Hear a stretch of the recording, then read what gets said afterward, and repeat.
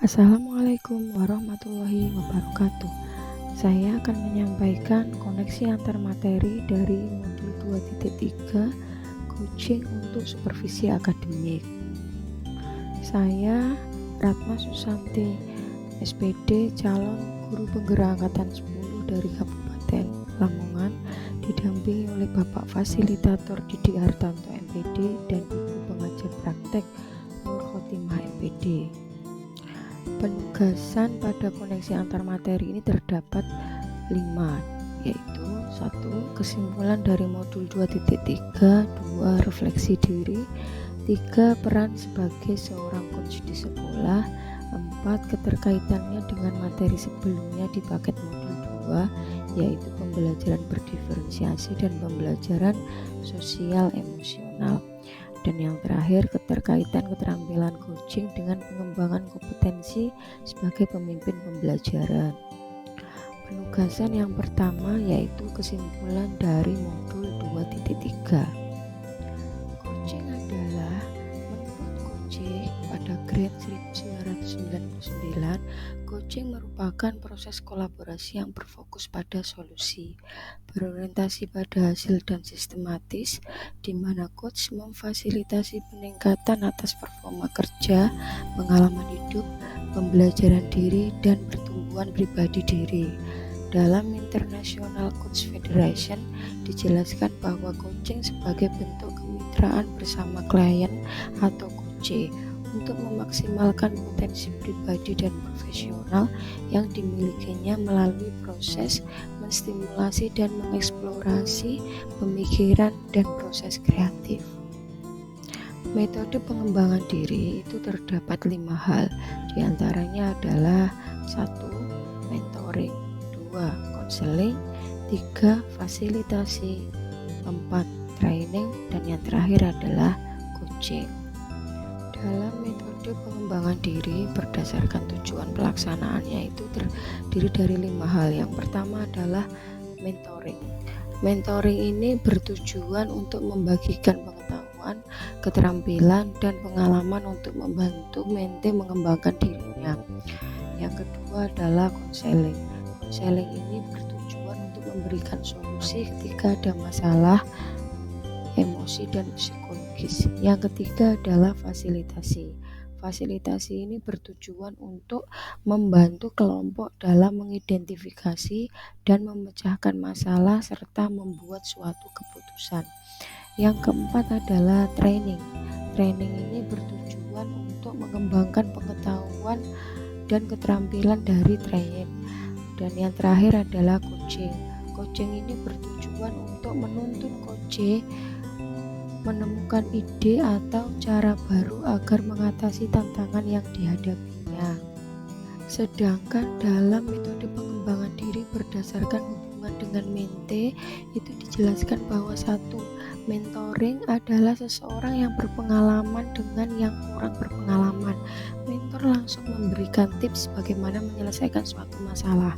Yang kedua, konseling, yaitu seseorang yang ahli dengan seseorang yang membutuhkan untuk menemukan solusi.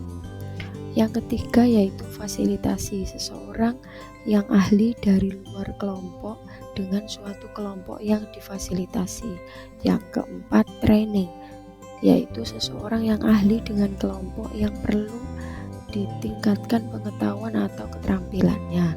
Sedangkan yang terakhir, coaching, membangun kemitraan yang setara antara coach dengan coach. Coach memberdayakan coach untuk mengambil keputusan. Menurut pola pikir Tutwuri Handayani terdiri dari 4 hal. Yang pertama, coach dan coach adalah mitra belajar. Yang kedua, emansipatif. Yang ketiga, kasih dan persaudaraan. Dan yang keempat adalah ruang perjumpaan secara pribadi. Dalam paradigma berpikir coaching terdiri dari 4 hal. Yang pertama, fokus pada rekan yang dikembangkan atau coach. Yang kedua, bersikap terbuka dan rasa ingin tahu. Yang ketiga, memiliki kesadaran yang kuat. Dan yang keempat, mampu melihat peluang baru dan masa depan. Dalam prinsip coaching coaching terdiri dari 3 hal. Yang pertama, kemitraan, di mana setara tidak ada yang lebih tinggi maupun lebih rendah dan adanya kesepakatan antara coach dan coach. Yang kedua, proses kreatif. Proses kreatif ini percakapan dua arah, memicu proses berpikir coach dan menghasilkan ide-ide yang baru. Sedangkan yang ketiga, memaksimalkan potensi. Percakapan perlu diakhiri dengan suatu rencana tindak lanjut yang diputuskan oleh coach. Di dalam kompetensi inti coaching terdiri dari 3 hal. Yang pertama yaitu kehadiran penuh atau present. Yang kedua, mendengarkan aktif. Dan yang ketiga, mengajukan pertanyaan yang berbobot. Alur coaching menurut Alur Tirta adalah T untuk tujuan, menyepakati topik pembicaraan. I untuk identifikasi, menggali dan memetakan situasi saat ini dengan hubungan fakta data yang ada. R untuk rencana aksi, mengembangkan ide untuk alternatif rencana aksi atau solusi. Sedangkan T yaitu tanggung jawab, berkomitmen akan langkah selanjutnya. Dalam mendengar dan bertanya itu terdapat rasa, di mana R untuk receive, memperhatikan pembicara, terima semua ucapan dan dengarkan kata kunci. A untuk appreciate, beri sinyal Anda mendengarkan dengan oke, ya, mengangguk, serta kontak mata.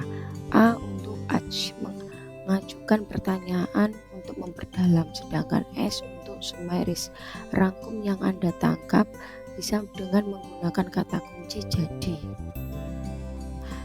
Selanjutnya, supervisi akademik dengan paradigma berpikir coaching, yaitu supervisi akademik perlu dimaknai secara positif sebagai kegiatan berkelanjutan yang meningkatkan kompetensi guru sebagai pemimpin pembelajaran dalam mencapai tujuan pembelajaran yang berpihak pada murid. Beberapa prinsip supervisi akademik dengan paradigma berpikir coaching meliputi kemitraan, konstruktif, terencana, reflektif, objektif, berkesinambungan, dan komprehensif. Tahapan dalam supervisi akademik ini meliputi 3 tahap, yaitu pra-observasi, observasi, dan pasca observasi. Penugasan yang kedua yaitu refleksi. Untuk mewujudkan pembelajaran yang berpihak pada murid, ternyata tidak semudah membalikkan telapak tangan. Perlu kerja keras dan komitmen dari seorang guru untuk memberikan yang terbaik bagi murid-muridnya, dan salah satunya yaitu dengan meningkatkan kompetensi yang dimiliki oleh guru. Guru dituntut untuk mengetahui dan memenuhi kebutuhan belajar tiap murid yang berbeda-beda dengan memberikan pembelajaran yang berdiferensiasi. Guru harus bisa mengenali emosi dan membangun hubungan sosial emosional dengan murid, dan juga guru harus bisa menjadi seorang coach bagi muridnya dalam rangka mengembangkan segala potensi yang ada pada murid. Guru yang berperan sebagai coach menunjukkan sebuah pembelajaran yang berpihak pada murid. Penugasan yang ketiga yaitu peran saya. Di sini peran saya adalah 1. Sebagai seorang guru yang menuntun kekuatan kodrat atau potensi yang dimiliki oleh peserta didik. Yang kedua, menciptakan proses pembelajaran agar peserta didik aktif mengembangkan potensinya sesuai dengan kebutuhan belajarnya yang beragam melalui pembelajaran diferensiasi. Yang ketiga, menciptakan pengalaman dan lingkungan belajar yang memperhatikan kebutuhan sosial emosional peserta didik. Dan yang keempat, membantu rekan sejawat dan peserta didik untuk menemukan dan mengembangkan kekuatan diri dengan paradigma berpikir dan prinsip coaching. Penugasan yang keempat yaitu keterkaitan modul 2.3 dengan modul 2.1 dan modul 2.2. Keterkaitan modul 2.3 dengan modul 2.1 pembelajaran diferensiasi, yaitu keterkaitan materi modul 2.1 tentang pembelajaran berdiferensiasi jika dihubungkan dengan materi coaching, maka dapat diketahui bahwa pembelajaran berdiferensiasi waktu di mana guru harus berusaha semaksimal mungkin untuk memenuhi kebutuhan belajar siswa yang terdiri dari kesiapan belajar, minat belajar, dan profil belajar siswa.